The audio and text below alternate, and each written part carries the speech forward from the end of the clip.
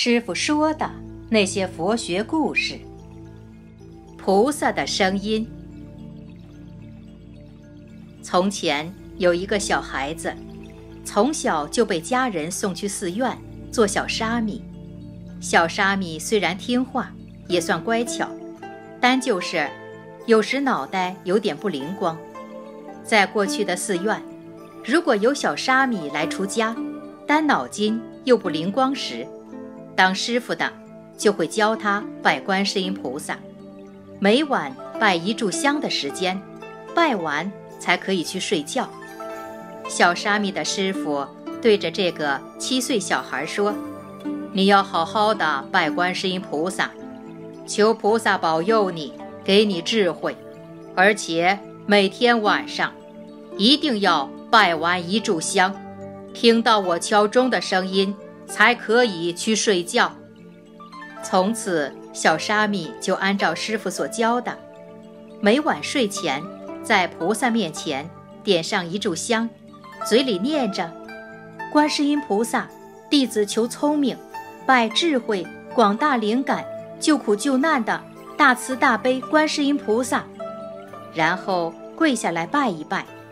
小沙弥每天这样拜着观世音菩萨，他的老师傅也很慈悲，怕他偷懒，每晚都会辛苦地在一旁打坐监督他。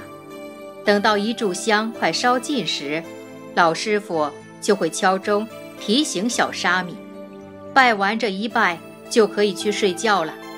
就这样连续拜了3年，这位老师傅都在一旁监督小沙弥是否虔诚礼拜观世音菩萨。有一天晚上，因为老师傅年事已高，在一旁打坐等小沙弥拜完一炷香，等着等着却打起瞌睡，自己睡着了，没有敲钟。到了半夜，老师傅醒来时心一惊，哎呀，糟了，竟然睡着了，忘记敲钟，我那个笨徒弟一定趴在大殿睡觉。老师傅赶紧跑去大殿看，结果大殿上空无一人，他的徒弟老早就跑去睡觉了。这时老师傅就生气了，心里想，我没有敲钟，你竟敢跑去睡觉。第二天早上，老师傅就骂他的小徒弟，我没有敲钟，你怎敢跑去睡觉。小沙弥此时已经10岁了，他就说，师傅，您怎么说没有敲钟呢？我是听到钟声才回去睡觉的。师傅觉得奇怪，因为小沙弥虽脑袋有点不灵光，但是从不会说谎。好吧，今晚我就故意不敲钟，看你会不会跑去睡觉。